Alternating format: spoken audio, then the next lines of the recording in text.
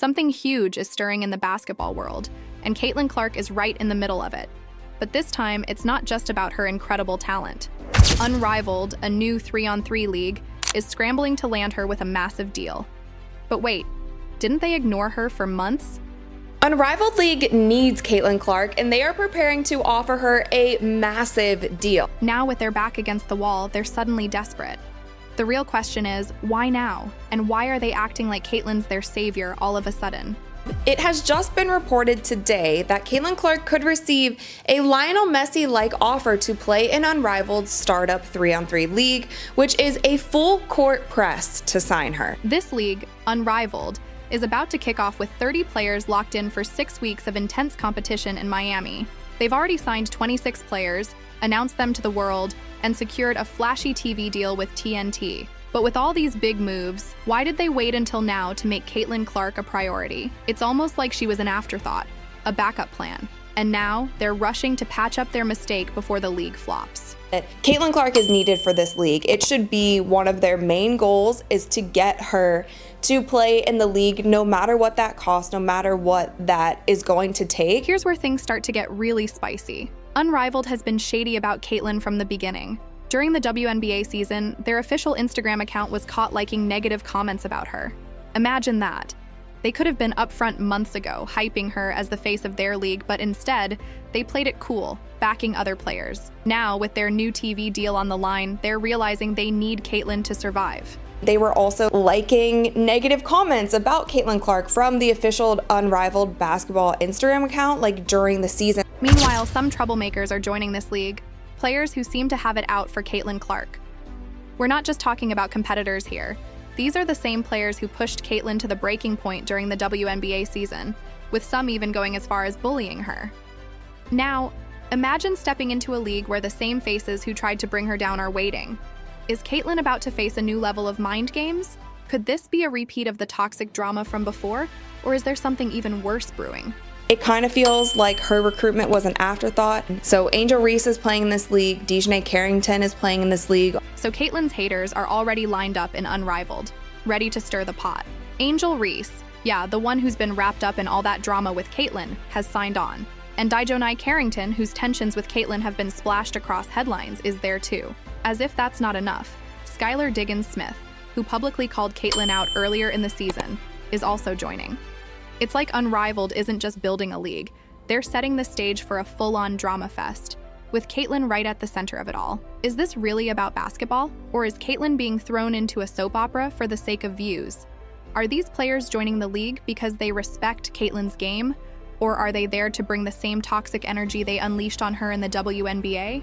The question isn't whether Caitlin can handle the competition, it's whether she can survive the mind games and the backstabbing behind the scenes. Could this all be a calculated move by Unrivaled to fuel rivalries and controversies just to boost their viewership numbers? This isn't just about hoops anymore. It's about power, jealousy, and maybe even revenge. So, is Caitlin walking into an opportunity or a trap?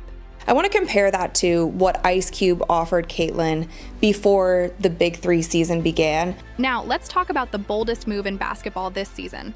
Ice Cube offering Caitlin Clark a deal that sent shockwaves through the industry. He didn't just offer her a spot in his Big Three league, he offered her more money than NBA legends like Michael Beasley, Jeff Teague, and other former pros. These are guys who've played at the highest level, and Cube was ready to push them aside for Caitlin. Why? Because he didn't just see her as a player, he saw her as a revolution. Cube didn't care if she missed a few games because of the WNBA. He didn't care about the bruised egos or whispers behind the scenes. He knew Caitlin had the power to shake up the league and elevate the Big Three to a level that those former NBA stars couldn't touch anymore. And let's be honest, that's gutsy. Cube unapologetically put her value above basketball legends and did it with a smile. Now think about it for a second. What does this really say about Caitlin's worth? It's not just about her skill on the court, it's about her ability to change the entire game. And the fact that Ice Cube didn't flinch in front of these big names to get her on board, that's next level respect. Compare this to how the other leagues are handling her. It's clear as day why Caitlin Clark is the hottest asset in basketball right now. But here's the question we all should be asking. Did Cube offer her this because he believes in her skill, or because he knew it would stir drama and boost ratings? It's starting to feel like this isn't just about basketball anymore. It's about making Caitlin the centerpiece of a sports soap opera. and everyone's watching to see how this will play out. This WNBA Finals game was absolutely rigged, and there is so much proof. After all the hate Caitlin Clark received, another WNBA drama has been exposed. This time, it's the referees making ridiculous mistakes in the finals. Seriously, is anyone even safe in this league? 1 minute it's Caitlin Clark, and now even huge players like Breanna Stewart are getting caught in the WNBA's messy system. It feels like the WNBA has some hidden agenda, where they play favorites and protect certain teams. Otherwise, why would players like Dejanai Carrington and Angel Reese need to call them out so often? The final game, a complete disaster. The amount of bad calls made was unreal. It's hard to even take this league seriously anymore. Breanna Stewart gets the ball, takes what looks like 5 steps without a whistle, then throws the ball up and boom, they call a foul. Was it even a foul? Absolutely not. The Minnesota Lynx challenged it and the refs still stuck with the call. How can you let something so obvious slide in the biggest game of the season? And the ref's excuse for not overturning the foul? They said Alana Smith wasn't in a legal guarding position. Seriously? Even the commentators didn't bother explaining that because no one ever hears this excuse. It just doesn't make sense. It gets worse. The Liberty shot 25 free throws, while the Lynx only got 8. How is that fair? It's like they had already decided who was supposed to win. Nasa Sear got fouled repeatedly, and the refs acted like they didn't see a thing. At this point, it's beyond bad officiating. It feels like straight-up manipulation. Even LeBron James couldn't stay quiet, tweeting, "That wasn't a foul. Let the players decide the outcome, not the refs." And Damian Lillard? He flat out said the refs knew the assignment. Everyone could see what was going on. Fans, players, and even former WNBA stars were calling it out. Isaiah Thomas even joked that they low-key cheated for New York. And if you thought that was bad, wait until you hear about the commissioner. After the game, Kathy Engelbert steps up to hand out the trophy. Just look at her dress. It's literally the New York skyline. Wearing a dress with the New York skyline on it. Like, are you serious? Out of all the outfits she could have chosen, she wears something that screams New York, while handing the championship to the New York Liberty. It's so obvious, it's almost laughable. Fans are absolutely furious, and they have every right to be. Social media blew up. Not with praise for the Liberty, but with accusations that the game was rigged. The WNBA has turned into a reality show, and not the good kind. This is not the kind of drama the league needs, but it's the mess they've created. Let me know your thoughts in the comments. Do you think the game was rigged? Why would the WNBA want the New York Liberty to win? Maybe because they're a big market team and it helps with viewership. But either way, the whole situation just feels wrong. So many people, former WNBA players, current WNBA players coming out and just saying how bad the referees were. This whole situation has revealed one thing loud and clear. This entire season was pre-planned, with a clear strategy to push one team to victory. It's hard to ignore how the WNBA Chiefs outfit with the New York skyline just made things obvious. It's almost like the league didn't even try to hide their bias. Let's be honest here. The WNBA desperately wanted the Liberty to win. And why is that? Because they're a big market team. More eyes on the Liberty means more money, more sponsorships, and more media coverage.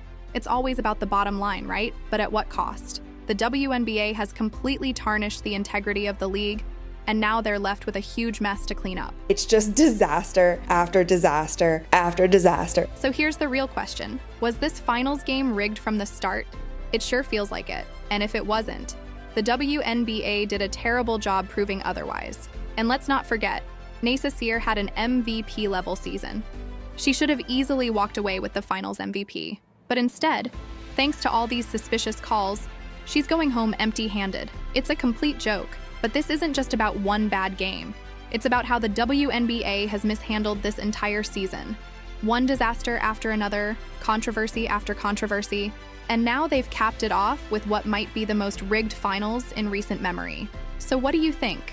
Was this a setup to make sure the Liberty won? Did the refs steal the game from the Lynx? Now, reporters also asked Coach Sandy of the New York Liberty what she had to say. Pretty fair. I mean, after the last game, that's what you got to give and take. Like, game number 1. So, the question is that real that the WNBA exploiting its players? Let's be real for a second.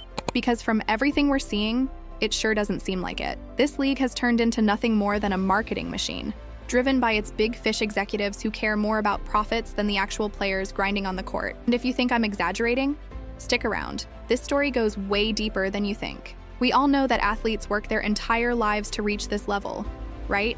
It's about sacrifice, dedication, and yeah, they expect some recognition for their hard work. But in the WNBA, that recognition is being ripped away. Just look at what happened recently with Caitlin Clark.